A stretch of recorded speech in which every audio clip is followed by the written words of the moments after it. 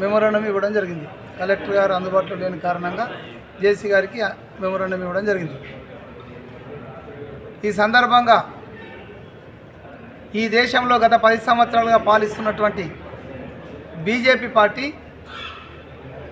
గత 10 సంవత్సరాల కాలంలో రాజ్యాంగ వ్యవస్థలను విచ్ఛిన్నం చేసిన క్రమంలోనే ఈరోజు భారత రాజ్యాంగ నిర్మాత అంబేద్కర్ గారి యొక్క ఆనవాళ్లను తుడిపివేయాలని ఒక ప్రయత్నాన్ని ఈరోజు కాంగ్రెస్ పార్టీ తీవ్రంగా ఖండిస్తుంది.